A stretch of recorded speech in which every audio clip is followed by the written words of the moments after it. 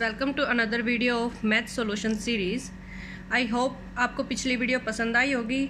आपके रिस्पॉन्स से ऐसा लग रहा है, तो मुझे सपोर्ट करते रहिए। शुरू करते हैं आज की next video.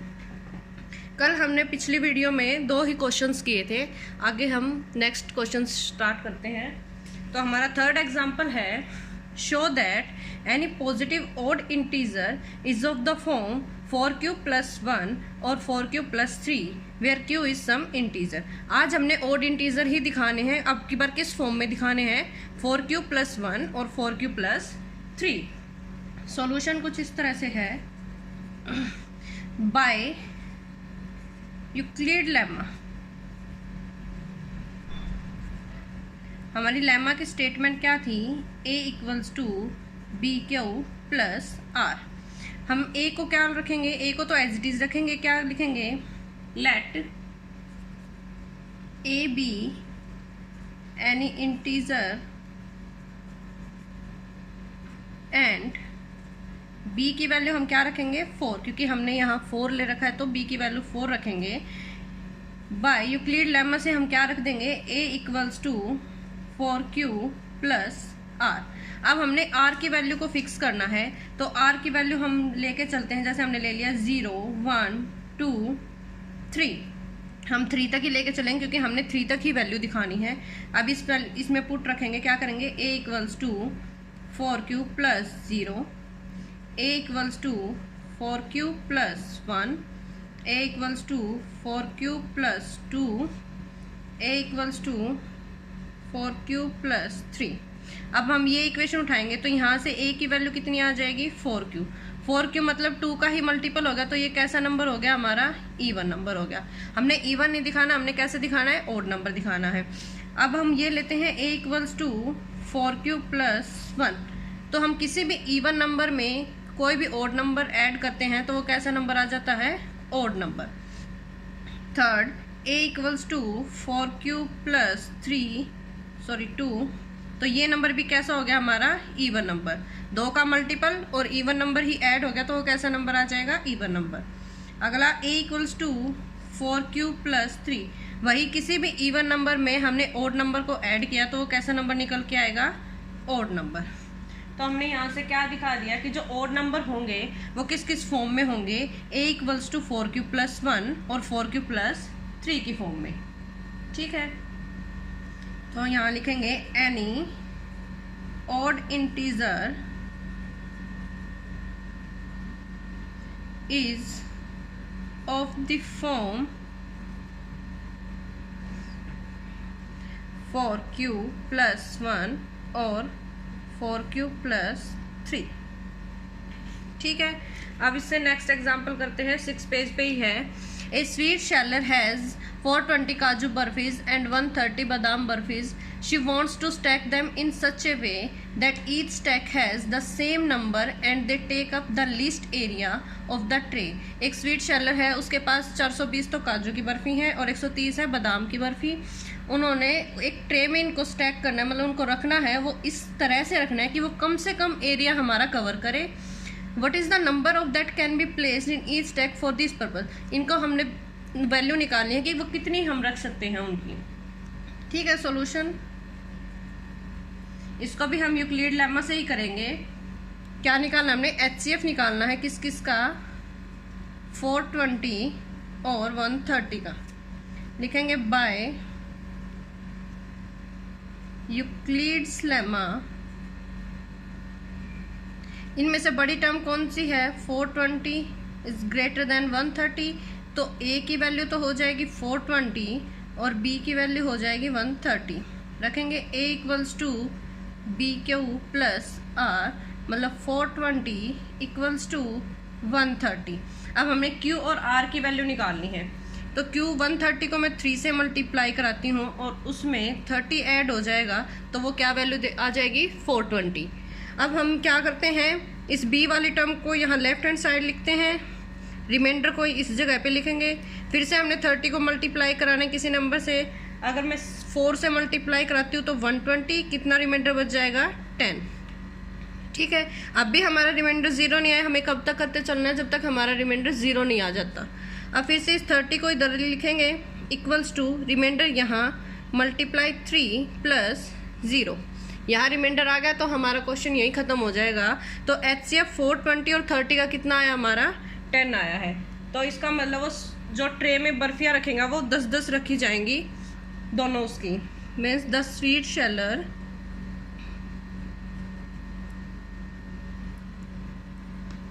Can make stacks for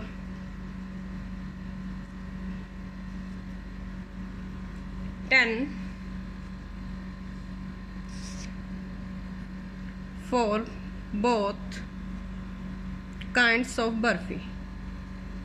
जितने भी हमारी HCF आएगा, यहाँ हमारा HCF कितना आ गया 420 और 130 कितना है हमारा 10, तो उतनी ही बर्फियाँ हमारे उस ट्रे में रखी जाएगी। ठीक है, हमारे अब एग्जाम्पल्स हो चुके हैं। अब हम आते हैं एक्सरसाइज पे। एक्सरसाइज 1.1 उसका फर्स्ट क्वेश्चन हम करेंगे। क्या कह रहा है फर्स्ट क्वेश्चन में, use Euclid's division algorithm to find the HCF of 135 and 225। हमने इन दोनों नंबर्स का क्या करना है, हमने HCF निकालना है। किसके यूज से, डिवीजन एल्गोरिथम के यूज से। डिवीजन एल्गोरिथम हमारा क्या है, A = BQ + R। तो पहले हम इसको कैसे लिखेंगे, हमने फर्स्ट पार्ट को लिखा यहाँ 135 एंड 225। क्या करेंगे, सिंस इसमें से बड़ा नंबर क्या है 225 is greater than 135, we apply, हमें कौन सा फॉर्मूला यूज करना है, we apply the division lemma to किस किस पे करना, हमने 225 एंड 135 पे। ठीक है, हमारा इसमें हमारी A की वैल्यू कितनी होगी, जो बड़ी वैल्यू है वो हम A को रखते हैं 225, B की वैल्यू हमारी क्या होगी 135। हमारा डिवीजन लेमा क्या है, A = BQ + R। यहाँ हम वैल्यू रखते हैं 225 = 135। अब हमें यहाँ Q की वैल्यू फाइंड आउट करनी है और R की वैल्यू फाइंड आउट करनी। मैं यहाँ रफली करके दिखा रही हूँ हमें कैसे करना है।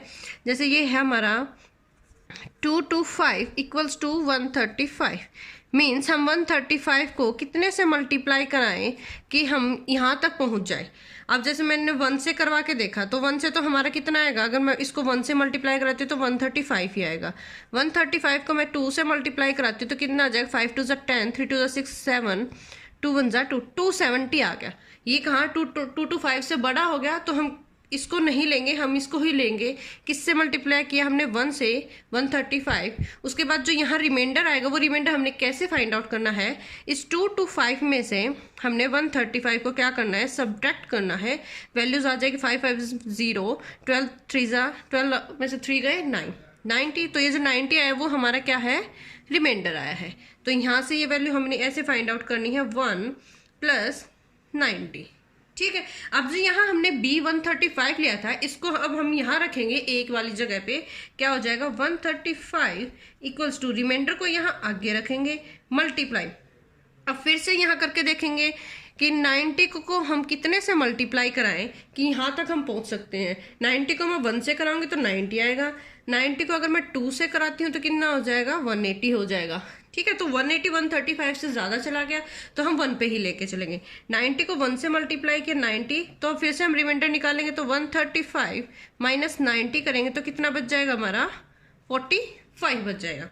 तो रिमाइंडर कितना आ गया हमारा, 45 आ गया। अब फिर से इस 90 को हम यहाँ लेफ्ट साइड रखेंगे, रिमाइंडर को हम आगे लिखेंगे। अब वही 45 को कितने से मल्टीप्लाई की 90 डिवाइड हो जाए, तो अगर हम 45 को 1 से करेंगे तो 45 आएगा। 45 को अगर हम 2 से मल्टीप्लाई करते हैं तो कितना आ जाएगा, 90 आ जाएगा। दैट मीन्स ये कंप्लीटली डिवाइड हो गया और प्लस का क्या रिमाइंडर कितना बच जाएगा हमारा, 0 बच जाएगा। तो यहाँ से हमारा HCF कितना निकल के आया, HCF ऑफ किस किस का, 225 और 135 का कितना निकल के आया, 45। यहाँ जो नंबर आएगा वो हमारा क्या होगा, HCF होगा। तो हम लास्ट लाइन ये लिखेंगे, therefore the HCF of 225 and 135 is 45। जैसे हमने ये फर्स्ट क्वेश्चन किया है, फर्स्ट क्वेश्चन का फर्स्ट पार्ट, वैसे ही अब हम सेकंड और थर्ड को करेंगे। ठीक है, तो अब हमारा नेक्स्ट पार्ट क्या था, हमारा किसका HCF निकालना था, 196 एंड 38220। ठीक है, इसमें भी हम वही करेंगे। Since 38220 is greater then 196, we apply the division lemma to किस पे, 38220 एंड 196। तो यहाँ से फिर से हम बड़ी वाली टर्म को a रखते हैं। a की वैल्यू कितनी आ जाएगी, 38220 एंड b की वैल्यू हमारी क्या आ जाएगी, 196। लेमा की इक्वेशन हमारी क्या है, a equals to b q plus r. ठीक है, तो हम यहाँ पे रखते हैं a की वैल्यू कितनी है, 38220 इक्वल्स टू b की वैल्यू 196। अब फिर से हमें q को ऐसा नंबर चाहिए कि हम किससे मल्टीप्लाई करें और क्या रिमाइंडर हम ऐड करें। तो यहाँ पे बहुत लंबी टर्म चली जाएगी, इसलिए मैं आपको डायरेक्ट बताती हूँ कि मैंने किससे मल्टीप्लाई किया है।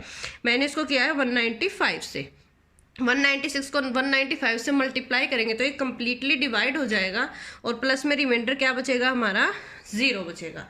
तो यहाँ से जो हमारा HCF आया है वो HCF होगा हमारा 196। हम यहाँ लिख लेंगे therefore HCF of 38220 and 196 is 196। या हम ऐसे भी लिख सकते हैं, that means HCF of 38220 and 196 equals to 196। Okay, मैंने इसमें डायरेक्ट कर दिया क्योंकि बहुत लंबी टर्म से मल्टीप्लाई किया है मैंने, तो मैं आपको डायरेक्ट बता रही हूँ कि मैंने किस नंबर से मल्टीप्लाई किया है। नेक्स्ट थर्ड पार्ट हम करते हैं, क्या हो जाएगा, 867 एंड 255 से। ठीक है, फिर से वही लिखेंगे, since 867 is greater than 255, we apply the division lemma